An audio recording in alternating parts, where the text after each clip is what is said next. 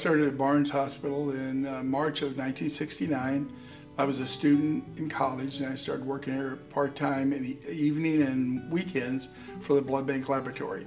Well, I started in nursing school at Jewish Hospital, School of Nursing, and I started working as a student nurse care tech, patient care tech, on the orthopedic floor in 1969. My mother worked for an ophthalmologist, and when he found out I was interested in going to nursing, he said, oh, well, try out for Barnes because they're the best.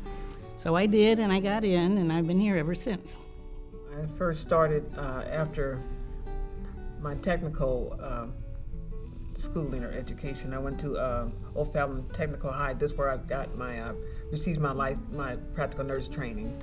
So after that, I started Barnes in '69 of June, and started on a neurosurgery floor. And we were over in the Wold building. And it was very gratifying. It was challenging. We would work 4-hour shifts from 4 to 8 or 6 to 10 or 8 to just to fill in, just to do vital signs and stuff. But that got an experience, and it became familiar with how to do and organize and how to take care of patients. You only had a night and evening shift. And the night shift was covered by one of us that was willing to stay over the extra 8 hours. So 2 or 3 nights a week you would end up and work a 16, 17-hour shift. We did that for about 3 or 4 years, and that was pretty tough work. But back then when you were young, you could do just about anything. Nowadays, it's tough to get through an 8-10-hour day. But back then, we didn't have electric beds, so I was happy to see when we got electric beds, because we used to have the crank beds where you'd crank up the head of the bed and the foot of the bed. So that was a nice day when we got new electric beds. We had, hand med cardexes. You wrote everything out on the cardex about the patient, any of their history or anything like that. Anything that's now computerized was all handwritten. We had a few instruments, but most of it was manual. And your reporting was either by phone or one of those old electro-writers where you'd scribble on a piece of paper and it would match it on the floor. It would scribble back the results to the nurses on the floor. And at the end of the evening, you would take all your reports and results and send them to the lab office, and then they would send those to the floor. They would have to manually put those into the patient's charts. And at that time, LPNs were very plentiful because there were not very many RNs at the time, and so my role was a lot larger than it is now. Matter of fact, we're just about extinct on the floor now, but back then we were very plentiful, and we were in the roles of medicine nurses and what they call team nurse. We had team nursing back then. We were team leaders. Yeah, the footprint of the hospital has really changed. I mean, when I first started, we just had that main corridor from Queenie to McMillan.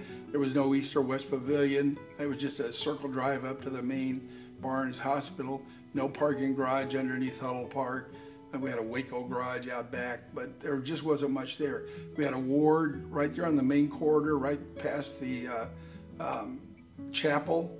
We had a ward that had maybe 12, 14 beds in it with a big open door, and you could just look in and see all the patients. A lot of groundbreaking procedures were done here, and you got to be part of it directly or indirectly.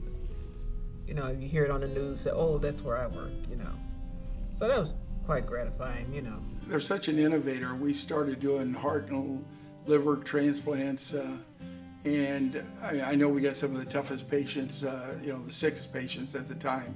And those were tough times, but they were enjoyable because we were breaking ground. But we had it wasn't unusual to use 200 or 300 units of blood products on a patient. And we had one that we used 1,000 blood products on. And it was usually done on the night shift because it took up so much of the OR space and equipment and time. Those were the tough times, but they were enjoyable because you knew you were doing something that not very many hospitals in the country was doing, and it was a real challenge. But Barnes is always trying to help you be a better person and further your education in one way or another. I mean, I was happy being a staff nurse. That's what I wanted to be, and what with my family and myself, that's why I've continued to be a staff nurse, because that's what I like doing best. The only thing that hasn't changed is the friendships that you develop with people. I developed friendships when I first started working, and I'm from a small town, and I just started I had to develop friendships up here, and some of the people that I started with in the beginning are still my friends today, even though they may not work here anymore, or some of them have gone on to a higher place. But the people that I started working with, I'm still friends with them, and still communicate with them. And even if I haven't talked to them in months or a year, when you start back talking to them, it's just like you haven't left. I think one of the reasons I've stayed at Barnes-Jewish is a challenge.